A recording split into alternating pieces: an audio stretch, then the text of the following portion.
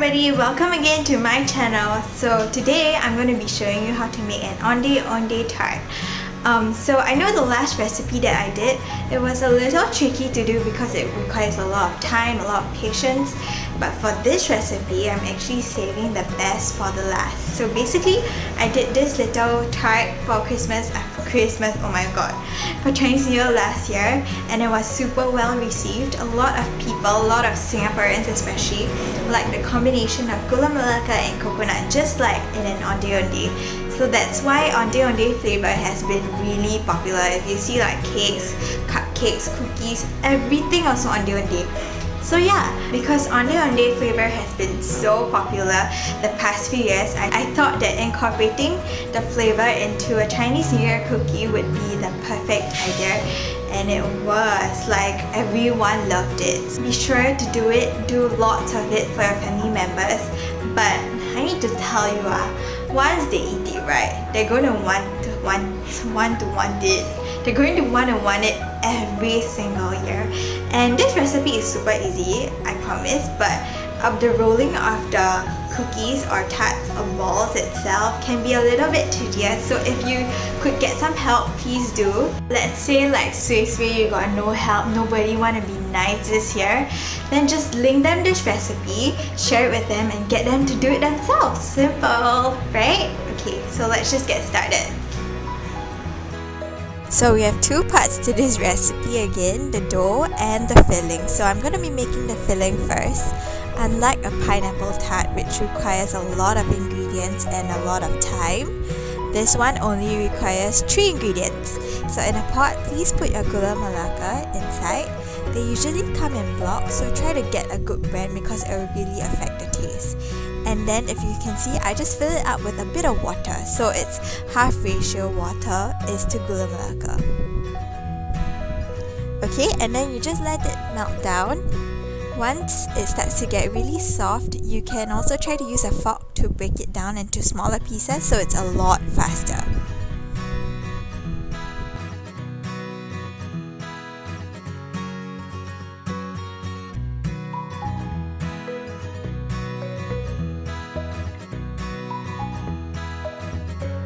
Okay, if your gula melaka is still really hard, right, you don't want to force it because it might splatter and it will burn you. So please be careful. Yes, so once you see that after all of the gula melaka has melted, pour in your coconut. So it's also 1:2 ratio of coconut is to gula melaka. And you just want to stir it up until the coconut actually absorbs in all the gula melaka. So it'll look completely dry, which I'll show you later.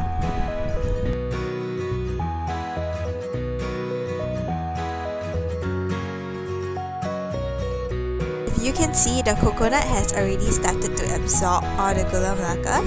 So what we're doing is frying it a little, let it absorb the fragrance and the sweetness of the gula melaka. So every bite that you take in your tart, right, it's going to be like gooey and chewy and sweet.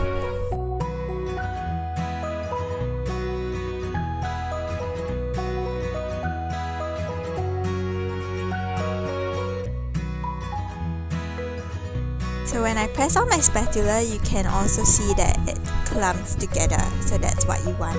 Okay, place it into the fridge for about half an hour, I would say. Once it cools down, it will look like that. So I'm just going to show you what the texture is supposed to be when I lift up the gula melaka. Can you see it comes together? It lifts up together. That is what you need. Okay? When you press it together also, it doesn't stick to my fingers, so that's a very good texture.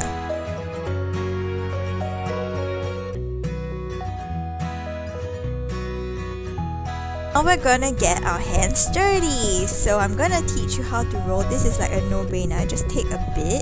If you wanna be super accurate, you can measure it, about 10 to 15 grams of gula melaka filling. Okay, so take it up, roll it up, and place it on whichever plate you have. Now, if your gula melaka isn't able to come together as a ball, right, that probably means that it's still a bit warm. It hasn't completely cooled down yet, so place it back in the fridge. This is just a zoom up on how you can roll your little filling, which is super easy.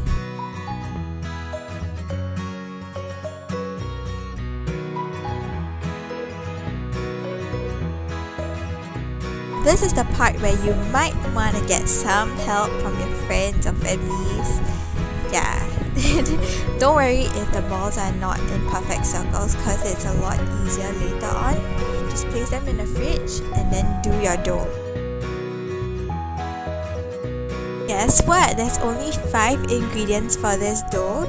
So in your stand mixer with a pedal attachment this time, please add in your butter and just pedal it up until it becomes really soft. Please use softened butter, okay?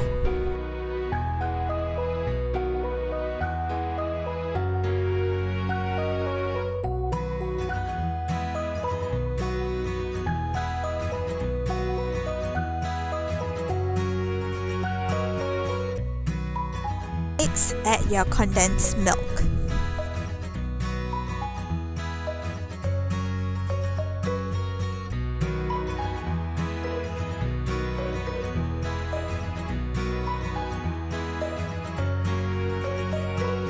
Once you've added in all your condensed milk, please whisk it up on high speed so it gets really pale and fluffy before you add in your eggs. Okay, if you double this recipe, add in your eggs one at a time. And then next, you're going to want to add in your pandan paste, which is just a teaspoon. Not too much because you don't want it to look too green and inedible.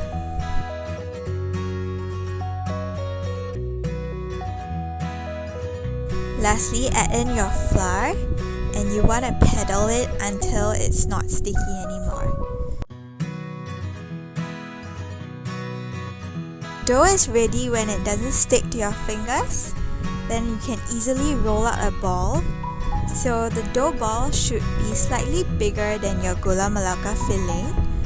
Okay, just roll it out into a ball. Put it next to your gula melaka filling and it should look slightly bigger so it can fit the whole of gula melaka. Put it in the middle of the gula melaka and then just roll it up into a cute round little ball. The size of your tarts, right, does not matter. You can do whatever size you want, but for a 10 to 15 grams of gula melaka, you just want to roll out about 20 to 25 grams of dough.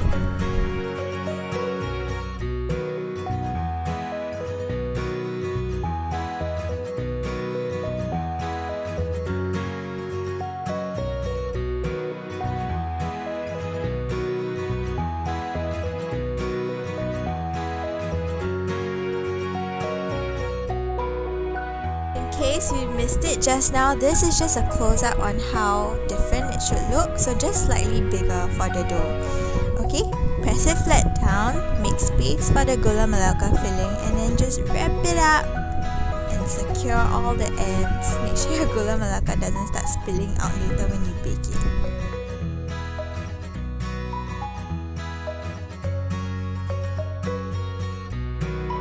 Yay! So all my tarts done. Now we're just gonna put some egg wash.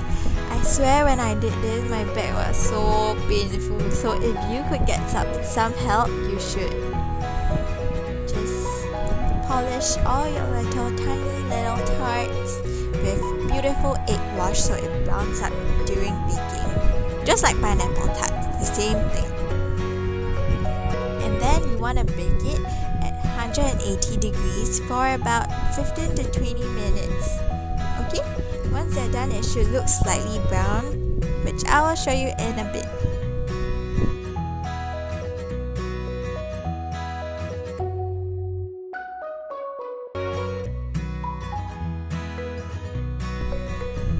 Hehe, so shiny, and when it's done, it looks like that.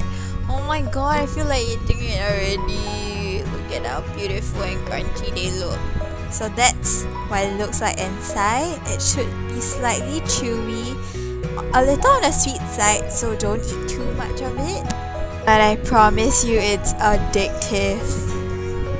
Okay, so once you're done, you can just place them in a jar like that, and it's gonna look really cute as a gift. And then they can just open it and eat it up and be fed all year. Eat it and then feel your love, and then they probably won't want to share with anyone else. It's worth the calories. Thank you for watching. If you like this video, please give it a thumbs up and subscribe. Bye!